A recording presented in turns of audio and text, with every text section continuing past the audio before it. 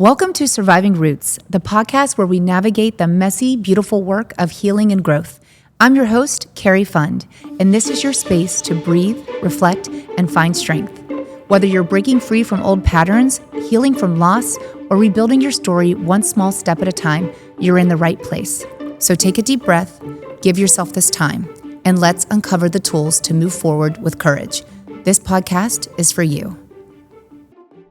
Writer, mother, and reluctant socialite Asha Elias lives with her family in Miami Beach. She graduated from the University of Miami with a degree in print journalism and worked at Ocean Drive magazine. She has contributed to Cosmopolitan magazine and is a regular columnist for the Miami New Times. She is the author of Pink Glass Houses and the Namaste Club. Welcome, Asha. Thank you, Cari. Thank you so much for having me. I'm super excited. It feels a bit crazy not to be sitting with you in person, considering we are like neighbors and I could throw a rock at your house right now. But rain checks and rescheduling that comes with summer mom mode, I just didn't want to risk not speaking with you today, and you're fabulous. Absolutely. This totally works. First, I just want to say congratulations on the release of your second novel, The Namaste Club, that just came out on July 1st. How are you feeling? So relieved, honestly, Cari. I mean, you know how this feels. I think like the anticipation to a book launch is stressful. And once it's out, it's kind of like, okay, like it's out of my hands. There's nothing more I can do. Like my stamp is on it. It'll be what it'll be. But it's out in the world and it's not mine anymore. And there's kind of a freedom in that. So yeah, it feels great. I like how you say that. You know, I was lucky enough to attend your book event on the 1st at Books and Books in Coral Gables, and it was a packed house. I mean, you have to know this, that people have to truly adore you, knowing that I saw so many Miami Beach people that would, on a weekday with this traffic, make it to the Gables for a 7 p.m. event. I was like, wow, she's, you're beyond the pages in a book. People really adore you. That's very sweet of you to say. I was very touched. And I think that's another reason it feels so good having the book come out, because the book launch, and I realized this the first time around, is really like a celebration. It's like the best birthday party ever. It's like your loved ones, your friends, your community coming out to support you in this project, whereas other events are not necessarily people you know. And that's also great. And it's wonderful to reach a new audience. But there is something about like sharing that moment with people who matter to you it's really, really special. Yeah, it was great. And your kids were there, which was like so sweet. Like so sweet. Well, I just want to jump in because I will say you had Pink Glass Houses and the Namaste Club come out within 1 year. Yes. We're literally publishing books faster than have babies. And I just want to start off with, and I think everyone listening, because so many of us say, we don't have time to do this, we don't have time to do that. You'll hear like aspiring writers say, I don't have time to write. What does your writing schedule look like? Are you up when the moon is out? Is it 5 a.m.? Are you, sprinting midday to your computer? Are you writing at every stoplight while you're driving? Like, just tell us your secret. So it's a little bit of all of the above, but it doesn't always work like that. Like when you're in a story and you're passionate about it, it's easy to just kind of always have your notes app handy. So you're jotting things down. But just as often as you feel inspired and creative, you feel blocked or not motivated, or you run out of ideas. All those things happen too. So I think the only way to finish a book is to make it a job and give yourself writing hours. And so that's what I do. Like I have my non-negotiable time where I'm at the computer and I'm writing. And those are great for the days that you don't feel inspired, or maybe you're stuck on a character or a chapter. Like that's where you get that brainstorming done, because those like incredible creative moments where like you can't stop thinking about a scene in a shower, they don't always happen. They're great when they do, but if you rely on those to finish a book, it's never going to happen. Yeah. I love that you say like you have time that's your non-negotiable, because I mean, when I hear those words, I think like whether it's like you're passionate about something or you have dreams, or if it's just like basic self-care, especially you're a mom of two, and I think so many mothers could relate to this. What does that mean for you, non-negotiable? Does that mean like no matter what, you didn't get your workout in, or your kids didn't go to camp, or like, what does it mean non-negotiable? Like, no matter what, like, can you define that for everyone listening, especially mothers? So I could probably have better boundaries about it because I've gotten a little more negotiable these days. By non-negotiable, I mean, I will not schedule a coffee meeting, a lunch, or anything personal during those hours. My life has changed a lot in the last year. Like my professional life has changed. So I'm freelancing, so I have to interview people. And if I have to interview someone in that window where I want to be working on a novel, sometimes I have to negotiate my time and say, okay, if there's something important with my kids, if they need me, of course, that'll always be more important. But other than that, like if I can help it, like no social time, no even self-care time, which is something I do value and I do schedule. But my writing time, I do try to keep it sacred. I love that. It's a priority. As it should be, because the books themselves are, I don't know which one's going to be my favorite. I'm almost done with the Namaste Club. I loved Pink Glass. My husband was shocked because last summer we did a staycation. He's like, I can't believe you're bringing a book and you actually think you're going to read it with our 2 kids at this hotel. And I finished that baby. Well, I'm honored. It was so amazing. Your books are hilarious. They're biting and they're somehow still deeply emotional. And I'd love to know, like, is there a scene in either the Pink Glass Houses or the Namaste Club that surprised you as you were writing, as it developed? Like it almost even hit too close to home? So many. Well, in Pink Glass Houses, I don't want to give away the ending, but there is a climax to that book where, in an emotional peak, that while I was writing it, my heart was racing and I had to like take breaks to calm down. Like I had to go for walks. I had to like hug my kids because even though what I was writing wasn't reflective of my own life, I could relate to it enough, like that the fear was there more so than the Namaste Club. Because with Pink Glass Houses, we're dealing with kids and motherhood. The Namaste Club, I think I laughed a lot more while I was writing it. And whether or not anyone else laughs, like I entertained myself at some of the scenes. I was like, am I really going to put this into a scene? So I think it hit me emotionally in a different way. But there were also some moments, like, I don't know how far you've gotten into it, but towards the end where like, yeah, your heart gets racing. I love that. Which character in the Namaste Club were you scared to write the most? Ooh. Or the hardest? Like, is that character, are there parts of her or him that like that live inside of you somehow? Mm-hmm. I think Jessica and Indira are our 2 best friends on the retreat who love each other like sisters and fight like sisters. And I think I related to each of them in different ways. And so, I wrote a lot of my vulnerabilities through those characters. And that's always kind of hard because you have to be honest with your insecurities, your faults. And I think that I really put like a lot of that into each of those characters. Yeah, I think you did such a beautiful job doing that. I always like to say there's so much power to the pen. And I just want to talk about revenge a little bit. And I've been dying to ask you this question, but I didn't want to ask it at a book event for people to be like, God, what a bitch. But no.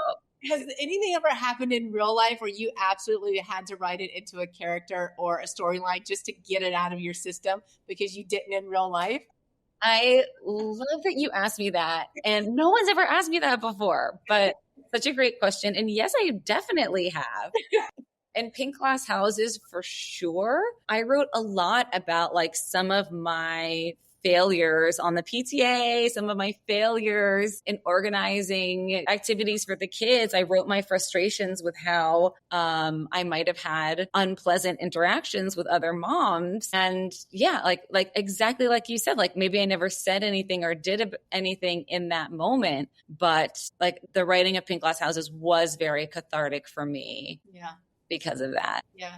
You got the last word and it's been printed. And I wouldn't say that it was for revenge, but it was just like finally letting go of like, oh, I could have handled this better, or, maybe I should have spoken up for myself more in this moment. Yeah. Instead of Dear Diary, it was just in a novel.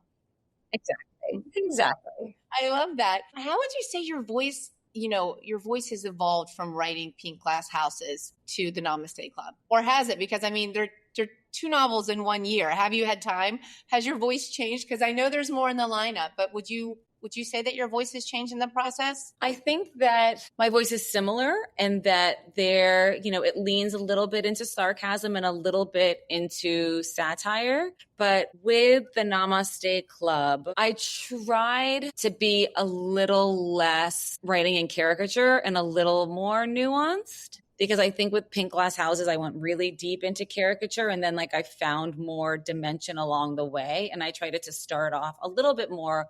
I mean, you want to introduce your characters as kind of these larger than life pictures. And I think I tried to soften it a little bit more, even though I think that these characters are a lot bolder, a lot more colorful in a lot of ways. But I don't know if I succeeded, but I tried to give them more dimension early. Yeah, I definitely think you succeeded. I remember while I was reading Pink Glass Houses, months later, I would hear people that didn't know you or something like that, or I would see some stuff online wow, her imaginations, or I can't believe she even created people like that. And I just wanted to be like, you've never been to Miami Beach. And then I was cringing. I was like, oh my God, I live here. It's obviously fiction, but I'm just like, wow. That's really funny. It was funny with Pink Glass Houses, a lot of people outside of Miami would be like, wow, this is a really over the top portrayal of what it's like to live in Miami Beach and these people.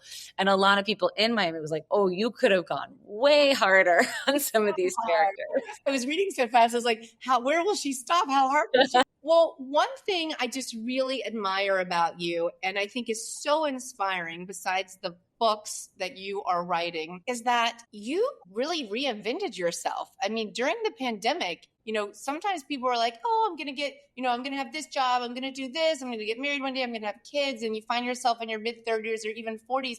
And you're really a beautiful example of you can reinvent yourself in your life any moment. I say that a lot, even just with the healing journey, that we always have a choice, to create the life that we've always dreamed of or, pivot. I find that so inspiring about you. And you do it with such grace and grit. Can you tell us about that?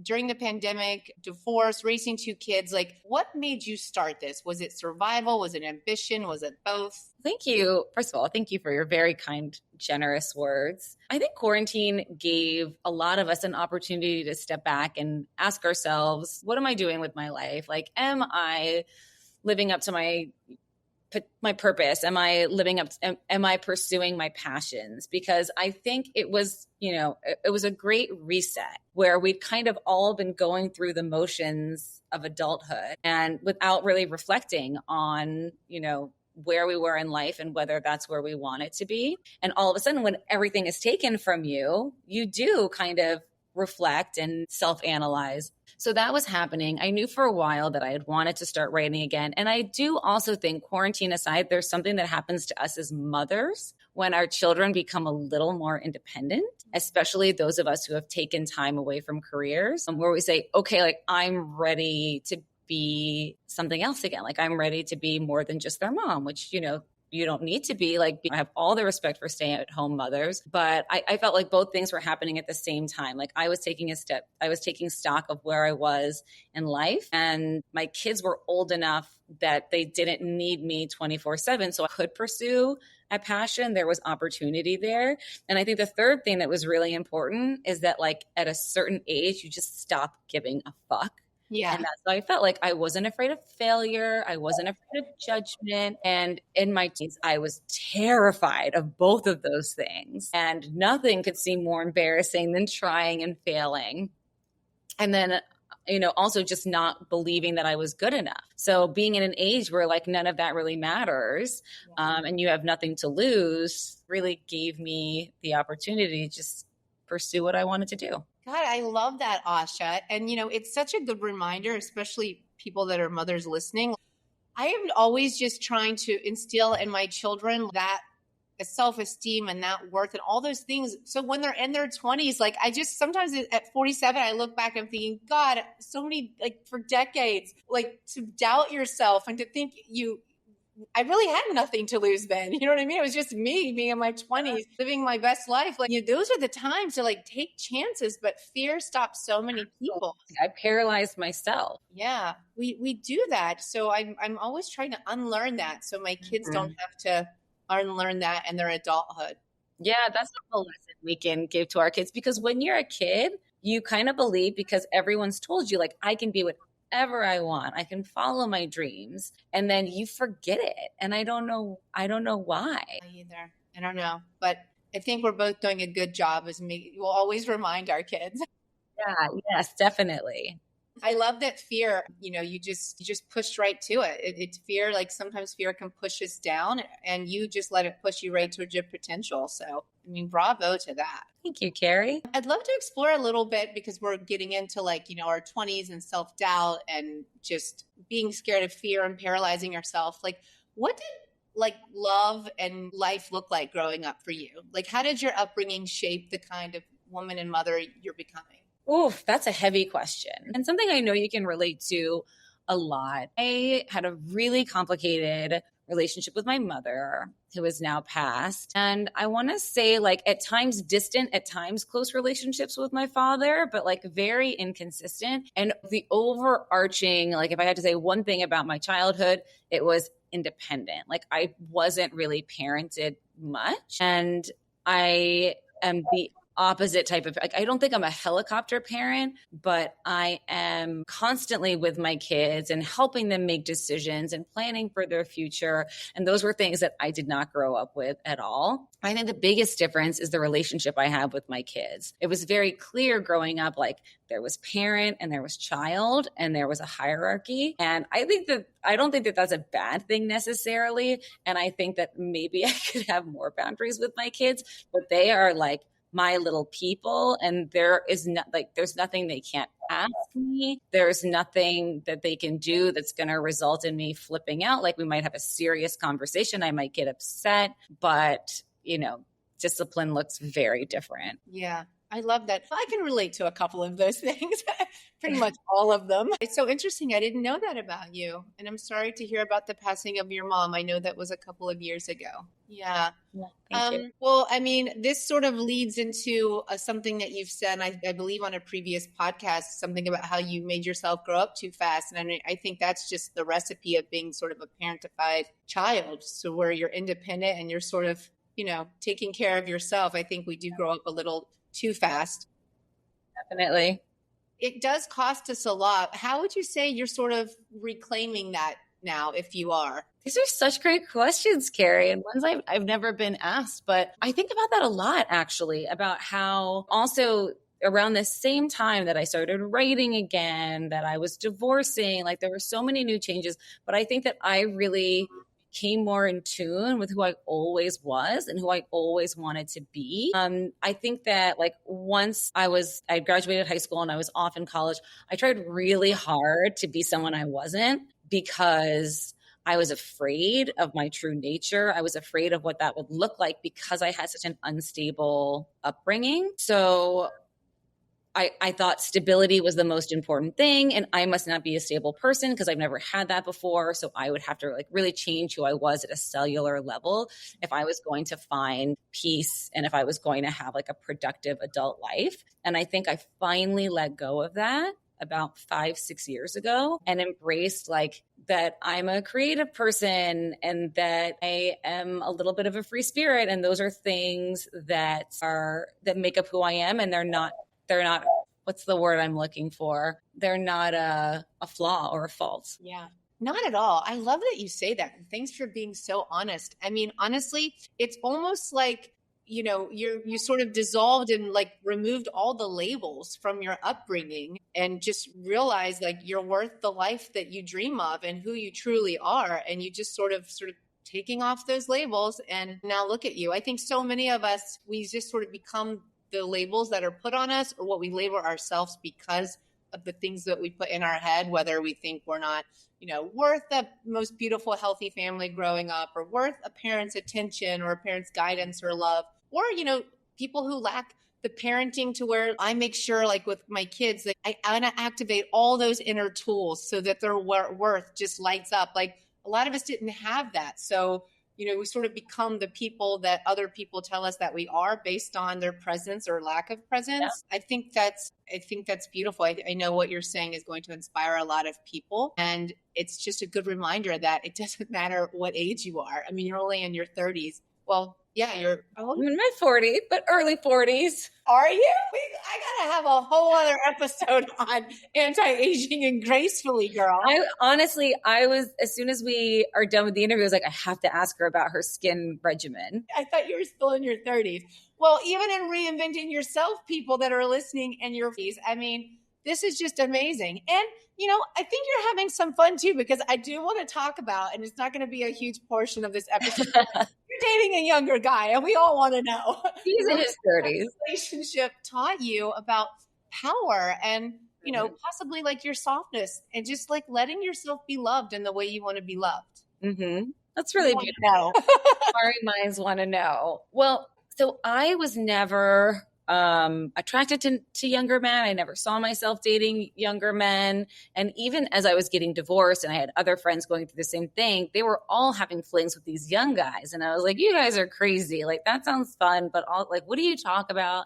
It was never on my bucket list. And I met someone that I was so attracted to. And I was like, great, this is going to be my young guy fling. And we just had such a great connection and had such a great time that it developed into something deeper. And now, almost 2 years later, is a serious relationship. And I'm so happy. And I do feel like I'm being loved in a way that I've always wanted to be and seen in a way I've always wanted to be. And also, I'm loving in a way that I never have before. So the relationship is teaching me a lot about allowing myself to love and be loved, but also I'm pushing back against fear, because I think that I always searched for stability in relationships as well, which is one reason I was always attracted to older men. And with a younger man, you know, there's all the question marks of a younger man be attracted to an older woman. What does he want? You know,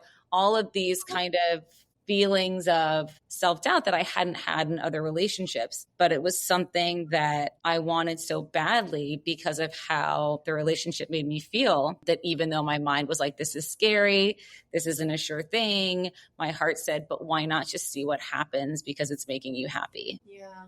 It's amazing. Do you ever see yourself getting married again someday, or is motherhood and creative freedom like your forever vibe? No, I don't think it's important either way. I think that I can have a life partner without the label. I think that there's something beautiful in being married, though. But the fact that, you know, there is something to be said for having checked those boxes. Like, I've been married. I know the ups and the downs. I have children. I'm a mother, so I'm not in a rush to have more kids. I think like I'm at a stage in life where I can take things as they come and just be surprised by, you know, what's going to happen next. I love that you say that. And honestly, I know people like to check boxes, but, you know, I think that's just how we should live our lives anyway. Totally. So many people, you know, so many people are just like, and I know I'm saying this from a place where I'm married and I have kids. I get it. But like, I know, but you're right. Until I was 37, my second one at 40. Like, the one thing I didn't do is like, you know, because I was terrified of family and marriage because I saw what I grew up with. So I was like, not for me. But I mean, you know, I see so many people put so much pressure on. I haven't met my husband by then. If I meet him then, or my wife or my partner, about having kids and their biological clock. And I'm just like, I get it, but I feel like you're so focused on like Z that you're missing all the other moments in your life. And that it's supposed to be like a beautiful journey and it's supposed to be fun. Yeah. And that those things are supposed to come after. Yeah. Yeah. And also, you know, you never know what is truly meant for you. Like, you get so right if they're going to come at all. Yeah, maybe, you know, I know this might be hard to hear, but I don't think everyone is supposed to meant to be married. I don't think everyone maybe is supposed to have kids. Maybe they're supposed to do other things that are going to change the legacy. So I think I love that you say that, because I think that's just how we should live our life in general. Like, we always put ourselves in these boxes, and then when it's not working out, then we don't know how to get out, because then we don't know who we are. Yeah. It's too scary to step outside the box. Like, yeah. Imagine, like, what do you hope your kids are learning from watching you rewrite your story in real time? Oh, gosh, I've never actually really thought about that, but I do hope that they, like we were saying before, like, I hope that they are less afraid of pursuing things that they care about, because they really have been able to watch from the first day I was like, I want to write a book, until where I am now with with 2 books out, and they know how hard I worked. They know I started in my late 30s. And so if anything, I hope that they think like, my son is a musician, a 9-year-old musician and a performer, and he loves anything creative. And I do think that he would be more likely to pursue something like that. And I hope he does. Yeah. I think you're just being a great, you're just an amazing mother. And, you're a present mom, and you're showing them that perfection doesn't exist, and that you could have, I think most important is you're just showing them joy. Like you're showing them like things can change, but you just are having fun. It looks like you're having a blast. And I watched your kids at your book event on the first, and they're just like proud, like they're just a part of it. And it's just so cool to see. That's really sweet. Oh, I should. And we've talked about this before, Cari, but I do think a really important lesson to show our kids is that failure is okay. Yeah. And that failure is almost an essential part of the process. Yeah. Because again, that was something I was so scared of. Like I thought if I failed once, it meant that something wasn't meant for me. Yeah. But especially in a creative field like writing, you're going to fail over and over and over again, and you'll probably fail more than you win. And it doesn't mean it isn't a worthy pursuit. It doesn't mean that you won't reach your goals. And I wish that I knew that younger. Yeah. God, I wish I knew that decades ago. But you know what? It's so true. I was just telling my kids, and I know this is so overused sometimes, but I was just talking to my daughter about something with tennis, and I was saying, Asha, like rejection is just redirection. And also I always see rejection as like a test, because the people that quit and sit with the rejection and don't keep going is just making room for everyone else that's just going to push through it. And they're going to get there. Like, sports are great for that, because sports really do teach you that, because even the best athletes lose. Yeah. And so they, I think, have like a better tolerance for it. I was not an athlete growing up, and I didn't play sports, but I love that you brought that up, because I think that tennis is a great way to instill that. Yeah. Well, it's a good reminder for myself too, as I'm going through like different processes, but yeah, you just have to keep going, and you just find the right path that's meant for you, and you just never know what will come of it. And I think it's a scary journey, but I mean, that's the journey. I mean, that's part of it. You can't go from A to Z. You got to enjoy all the stuff in between. I do want to be real about something, because I think anyone and everyone experiences imposter syndrome as much as people don't like that. Do you experience it? And when you do, what do you lean on to just tell that little voice to go fuck itself? What do you do? To tell it to shut up. I feel it all the time. I felt it just now when I said, and now I published 2 books. I was like, God, I sound like an asshole. Like I'm just, but yeah, I feel it all the time. And you do have to tell it to shut up. And I think that one of the ways I forget about it is like, I just keep writing. I just keep working. And I think of this as like, oh, this is just what I do every now. But it works both ways, because it helps with the imposter syndrome. But then I also forget that like I'm doing what I love. Sometimes people will ask me like, oh, how does it feel? And I'm like, what? And I'm like, oh, it feels good. But I don't think about it. Like I'm just so deep into the process of like working. Yeah. Well, I mean, I think it's amazing and impressive, but I think the fact that you are just going, you don't have time to like absorb in like negative reviews, or you don't let the imposter syndrome even, I can't imagine, sit with you that long, because you're on to the next project.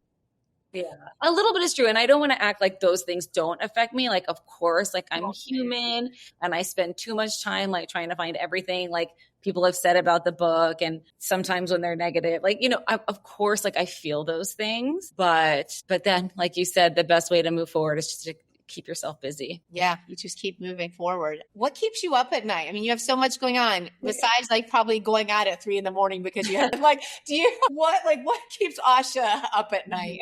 Other than all night raves, deadlines, which I don't, you don't have, the deadlines are not like, they're not crazy with the books, but since I'm freelancing so much for my New Times and different articles, those deadlines come really quickly, like every few days. And my OCD does not like that. My OCD likes me to be done like 24 hours or more before a deadline. So that does give me like a certain amount of anxiety that keeps me up. Yeah. Speaking of freelancing, can you give us a glimpse into what it's like writing these, entertaining, outrageous, like articles. Like, what is, do you use a lot of research? Does it inspire you for a new novel? Or are you thinking the world is crazy, or this is so much fun and I'm glad I get to be a part of it now in my 40s? Like, what is So writing it's, articles? it's it's so much fun. Like I was obsessed with Sex in the City, like a lot of us were. And so the opportunity to write a sex and dating column in Miami is kind of the dream job that fell in my lap. It's incredibly inspiring. I think it gives me too many book ideas. Like I have a whole list of like what I want to do next. And I love writing about Miami in general because I think it's such an interesting city and such a diverse city. And there's so much we can make fun of, but there's so much beauty and joy and creativity too. And that intersection, it fascinates me, and it doesn't exist anywhere else like it exists here. I think I went off on a whole tangent, Cari. Oh, you did it. And you know what, you just, I really, you really do love Miami. And I admire that. Like, it is it's a beautiful place to live. And I feel like you can get caught up in so many things, but you spoke about it at your book event as well. Like, you do see all of the beauty that this place has to offer. And you can tell you hold that dear to your heart. I love that your novels are so far based in Miami and Florida. I feel like I'm in the story. It's really great. Okay, so for people listening, because if someone is listening and they are standing at the edge of a big pivot in their life right now, whether it's career change, a new mother, divorce, anything, what do you want them to hear from you? Like, what do you want them to remember as they're standing on the edge of their life, wondering if they should pivot? I would say find the thing you've always wanted to do, but we're always too afraid, and just do it. Yeah. Just do it. Don't worry about what anyone else thinks. People are always going to talk. People also move on very quickly. And at the end of the day, it's you living with yourself. And I think you're always going to feel better if you just tried, no matter what the outcome. I mean, the proof is in the pudding, because just in a matter of a few years, you tapped into all of your creativity. And now you're not only writing novels, but you're, writing these you're Carrie Bradshaw 2025. I mean, imagine if you would not, this is what I always like to remind people, like, imagine if you would not push past that fear. Not to say you weren't living a beautiful life before, but in terms of your passions, just in a matter of a few years, look what would have happened if you wouldn't have said, no, I'm not going to do it. I'm not going to go down this path, or, go into a writing hole of, living by the screen. Look what you've done. I just think it's amazing. I think about that all the time too. I think about, as scary as it is to make a change, it's even scary to think about what it would be like if you didn't. Yeah. Or just to stay the same. Yeah. So what are you no longer apologizing for? Almost anything. If I'm not hurting anyone's feelings, I'm not apologizing. But I think it did ruffle a lot of feathers when I made this big life change. And the thing that upset people the most was the column, writing a sex and dating column, living in Miami. A lot of people said that I shouldn't be doing that as a mother, as at my age, all these different things, as an ex-wife, as a whatever, as a member of this community. And I did have a lot of guilt and even some shame in the beginning, but I'm so glad that I did what I wanted to do and ultimately didn't listen to those voices. Good for you. I mean, if it's not like toxic parents or family members as we get older, then it's like people still putting you in a box or putting labels on you. It's really screwed up. And honestly, I don't even know. I bet you whatever, that those people are the people that are waiting for your next column and honestly wishing they could be Carrie Bradshaw in 2025. Like, I just think that's some real effed up shit. It is. Sorry, it's my podcast. I can curse. That's really fucked up. It's fucked up. I think, people really leaned on what would your kids say about what you're writing? And I do. Every time I write something that's going to be public, I think about if there's a way that it will potentially harm my kids, which is why I don't really write about my kids. Yeah. And if I write about anything personal, I make sure that it's not about their father, who I adore. I don't have anything bad to say about him anyway, but I never would. Or anything graphic about my life that, someone could see and, show them. Yeah. So I do think about what they're going to see and how it would affect them. But after a couple people bringing that to my attention. Yeah.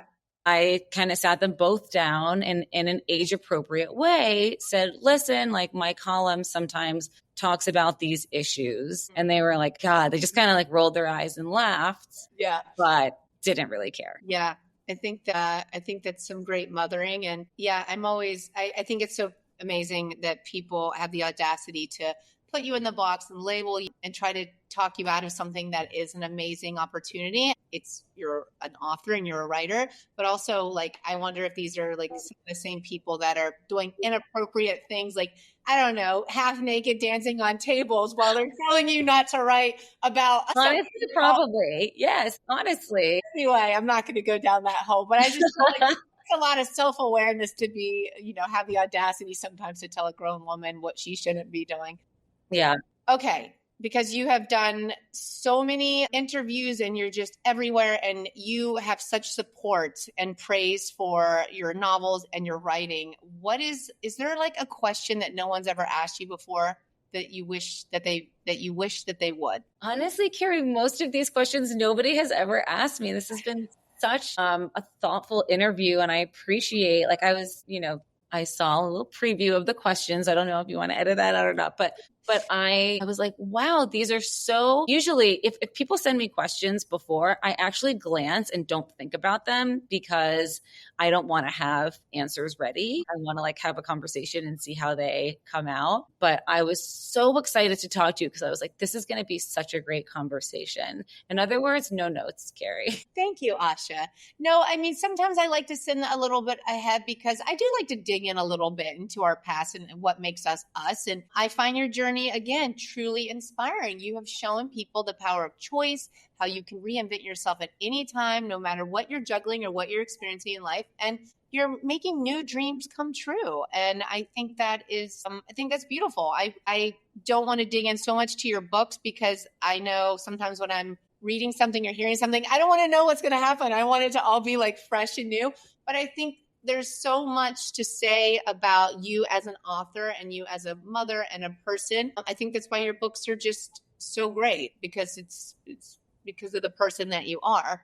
And speaking of that, what's next? Because I know there's stuff. I can't wait for you to, hopefully you'll read this one, but I am finishing a book for my agent that really examines my grief over my mother's passing and examines our distance also. And so this, if it never sees the light of day, the writing of this book was a huge catharsis. Yeah. But either way, I would love for you to see it at some point. So that's the book that I'm working on. It's a novel. It's a novel. It's a novel. Yeah. It will see the light of day. And this is one I can't wait to read. And you know what? I think you just brought up a really good point that no matter what happens, the healing that happens in between all of those words, I feel like this is going to be a huge shift for your fourth and fifth book because you're going to be a different person, especially after this third book. Yeah. Yeah. Asha, thank you so much for your time today and for being here. Thank you for having me. Thank you for these questions. Thank you.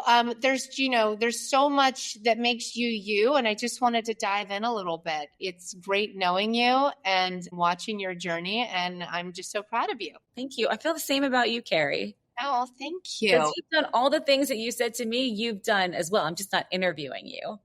Well, we're getting there. I mean, I will give a shout out to Jennifer Close that you recommended. Oh, because she's the best. Lovely. And one thing it's taught me is that's always been really hard for me since I grew up and was never able to depend on people is this past couple of years. It's good to ask for help and it's okay. And it doesn't mean failure. And when you can find people that you can lean on, it brings joy to the scariest things, it really does. I'm leaning into people and asking for help.